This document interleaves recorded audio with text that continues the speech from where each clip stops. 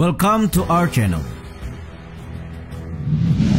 Pada September 2021 lalu, Rusia menggelar latihan perang besar-besaran bersama Belarusia. Latihan yang digelar pada tanggal 10 hingga 16 tersebut dikenal sebagai Zapad, diartikan sebagai barat dalam bahasa Rusia. Zapad 2021 dimaksudkan untuk menguji kemampuan negara itu untuk berperang dengan NATO di wilayah baratnya. Rusia bahkan mengklaim latihan tersebut melibatkan 200.000 tentara, 80 pesawat dan helikopter, 290 tank, serta 15 kapal angkatan laut. Sementara itu, kita bisa melihat ke belakang pada Zapad 2017 yang disebut tidak lebih dari persiapan untuk operasi kontra teror. Bagaimana tidak, latihan yang seharusnya hanya menampilkan 10.000 personel berubah menjadi 100.000. Semacam invasi tiruan yang kuat ke Eropa Timur dengan satu pesan yang jelas. Kekuatan militer Rusia telah kembali. Dari sini muncul sebuah asumsi. Apa iya Rusia ingin menyampaikan maksud kesiapan mereka untuk berperang? Dan hari ini kita melihat skenario yang sangat menakutkan. Ya, apalagi kalau bukan invasi Rusia ke Ukraina. Karena itu, data fakta akan hadir dalam pembahasan apakah Rusia benar-benar bisa menyerang Eropa? Tapi sebelum lanjut, kami ingatkan kembali untuk subscribe channel ini dan aktifkan lonceng notifikasi kalian untuk mendapatkan video edukatif dari Data Fakta.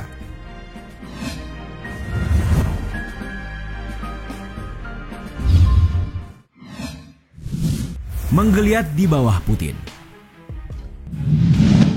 Jauh sebelum hari ini, mari kita menuju puing-puing keruntuhan Uni Soviet. Ya, ketika Uni Soviet runtuh, Rusia juga mengalami kelesuan.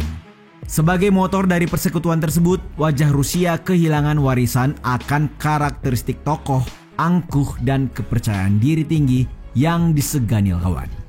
Militer Rusia juga berhenti berkembang. Dan meskipun tetap menjadi kekuatan yang cukup besar, kesiapan dan kemampuannya hampir tidak ada lagi. Hingga pada akhirnya negara tersebut menunjukkan geliatnya di bawah kekuasaan Vladimir Putin. Majalah Forbes bahkan menempatkan Putin sebagai tokoh yang paling berpengaruh di dunia tahun 2013, menggeser Presiden Amerika Serikat Barack Obama. Sementara Presiden Cina Xi Jinping menempati peringkat ketiga. Sumpah Putin untuk meningkatkan kesiapan dan kemampuan militer Rusia berpuncak pada dorongan modernisasi selama 10 tahun yang telah membuahkan hasil besar. Tank dan pesawat tempur baru dihadirkan yang secara signifikan meningkatkan kemampuan militer Rusia baik di darat maupun udara. Namun sejauh ini, kelemahan armada yang mencolok menjadi keterbatasan mereka dalam perang Eropa. Di sisi lain, Rusia secara dramatis juga meningkatkan kemampuan logistiknya, di mana unit transportasi jalan berat telah mengurangi ketergantungan Rusia pada transportasi kereta api untuk membawa tanknya ke garis depan.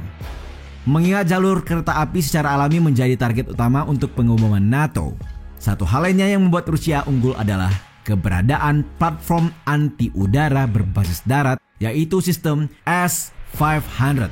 Oleh Putin, S-500 disebut sebagai penangkal terhadap senjata hipersonik masa depan negara lain. Ini adalah versi lanjutan dari S-400 dengan jangkauan hingga 400 km yang selesai uji coba pada tahun 2021. Pengenalan S-400 dan penyebaran sistem pertahanan anti udara S-500 di masa depan telah memberikan perhatian serius bagi para perencana perang NATO. Nah, dari kemajuan investasi logistik, unit pertahanan udara yang mematikan, hingga kekuatan rudal nuklir yang ditingkatkan, membuat kita sampai pada hal yang mencengangkan. Rusia sedang mempersiapkan dan sangat mungkin sepenuhnya siap dalam militer untuk invasi Eropa Timur.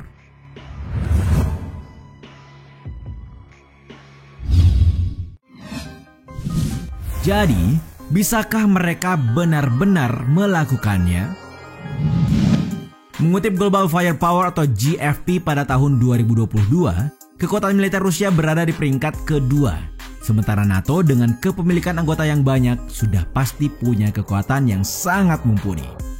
Perbandingan jumlah personel Rusia NATO adalah 1:2, di mana Rusia memiliki 850.000 personel aktif. NATO juga mempertahankan angkatan udara melalui 13.000 pesawat tempur, pemogokan, dan pengebom. Sementara Rusia memiliki lebih dari 4.100 pesawat terbang dengan 772 pesawat tempur. Namun di darat, Rusia memiliki keuntungan terbesar dengan 12.500 tank dan lebih dari 30.000 kendaraan lapis baja, sementara kepemilikan dari NATO kira-kira hanya setengahnya. Namun, angka yang dimiliki Rusia tersebut tidak terlalu menguntungkan, mengingat mereka masih menghitung ribuan tank era Soviet yang dinonaktifkan dalam angka resminya. Tank-tank ini tidak hanya membutuhkan waktu berminggu-minggu untuk ditugaskan kembali dan bersiap-siap untuk pertempuran, tetapi mereka akan sepenuhnya kalah jika dibandingkan dengan pasukan tank NATO yang sangat modern. Lalu, apakah kemungkinannya berhenti sampai di sini? Nyatanya, melihat dari satu sisi saja tidaklah efektif. Sebab fakta lain yang harus kalian ketahui adalah Rusia masih menyimpan sisa keunggulan mereka. Ya, meski NATO lebih unggul secara teknologi dan kekuatan, ada sejumlah faktor mengapa Rusia lebih siap untuk mengeksploitasi. Pertama, sebagian besar kemampuan NATO berada di tangan Amerika Serikat. Pihak yang mempertahankan doktrin kesiapan untuk bisa berperang dan memenangkan dua perang berintensitas tinggi pada saat yang sama. Namun secara geografis, pasukan mereka jauh dari Eropa, dengan sebagian besar senjata ditempatkan di seberang Atlantik. Jika terjadi perang melawan Rusia, maka pasukan AS di Eropa akan berperang dalam postur defensif, menunggu kedatangan pasukan tambahan dari Amerika yang bisa memakan waktu berpekan-pekan. Kedua, negara-negara anggota NATO di Eropa tidak cukup dipertimbangkan. Sebab dari 30 negara anggota, hanya 8 yang mencapai 2% dari investasi PDB di militer mereka, menciptakan ketidakseimbangan komitmen di seluruh aliansi. Dari sinilah Rusia memanfaatkan ketidakpastian dalam aliansi tersebut, sebagaimana ruang lingkup mereka lewat latihan Zapad, yang mana bagi pengamat militer, Rusia dianggap sedang melakukan invasi skala penuh ke negara-negara Baltik. Setelah invasi Rusia ke Ukraina, NATO memperkuat pasukannya ke sejumlah negara anggotanya seperti Estonia, Latvia, Lithuania, dan Polandia. Namun, sebagai negara yang paling rentan, keempat negara tersebut telah lama takut dengan apa yang mereka lihat sebagai peningkatan agresi Rusia. Selain Ukraina, mereka akan menjadi yang pertama berperang, terutama karena Rusia akan segera melakukan serangan habis-habisan melintasi Belarusia ke Estonia, Latvia, juga Lithuania, sambil memotong Polandia. Ditambah dataran datar Eropa Timur akan membuat operasi pertahanan menjadi sangat sulit. Terputus dari dukungan NATO, 3 negara Baltik tidak akan bertahan lama melawan Rusia. Namun dalam hitungan pekan, pasukan Amerika Serikat akan tiba secara massal dan NATO akan siap untuk melakukan serangan balik, menghancurkan apa saja yang tidak bisa dihentikan oleh Rusia. Disinilah Rusia akan memberlakukan bagian kedua dari strategi Eropanya, brinkmanship nuklir.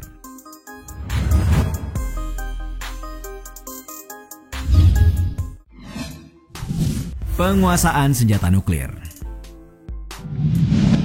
Melihat yang sudah-sudah, kemungkinan Putin menggunakan nuklir bukanlah sekadar gertakan. Melalui sebuah skema, kekuatan NATO dan ekonomi negara anggota jauh lebih unggul dari Rusia. Meluncurkan perang akan terbukti menghancurkan Moskow, meski Putin juga bisa membuat konflik tersebut menjadi sangat berdarah bagi NATO. Memanfaatkan persenjataan nuklir sangat mungkin bagi Rusia untuk menghindari kekalahan habis-habisan. Meskipun ini akan memicu tanggapan pembalasan dari Barat, Rusia yang membelakangi tembok dapat memilih untuk meluncurkan serangkaian serangan nuklir terbatas terhadap sasaran militer murni, berharap untuk membatasi ruang lingkup tanggapan nuklir NATO sendiri. Bahkan, jika NATO merespons dengan baik melalui serangan nuklir terbatas terhadap pasukan militer Rusia, pertukaran nuklir semacam ini akan menjadi bencana bagi dunia secara keseluruhan, tentu saja dengan dampak ekologi dan ekonomi yang tidak terhitung. Semua variabel ini diketahui dengan baik oleh Presiden Putin, dan pada kenyataannya mungkin suatu hari nanti ia akan mengandalkannya saat meluncurkan perang singkat namun agresif untuk merebut negara Baltik. Melalui posisi dan ancaman senjata nuklir, sebenarnya ia mungkin memaksa NATO untuk menuntut perdamaian daripada risiko meningkatkan ruang lingkup konflik. Dari sini, Rusia tidak hanya akan memenangkan sejumlah besar wilayah, tetapi juga akan meraih kemenangan politik yang benar-benar mengubah permainan dengan sepenuhnya merusak prinsip dasar NATO, bahwa aliansi akan berjuang untuk melindungi semua negara anggota. Hal ini kemudian berpotensi menjadi penyebab perpecahan NATO atau setidaknya membunuh kepercayaan negara-negara saat ini dan calon anggotanya. Hingga terwujudlah sesuatu yang selama beberapa dekade menjadi tujuan akhir Rusia, yakni melemahkan Barat. Jadi menurut kalian, apakah perang melawan NATO akan menguntungkan Rusia? Haruskah NATO mengambil risiko perang nuklir untuk membela anggotanya? Bagaimana pendapatmu?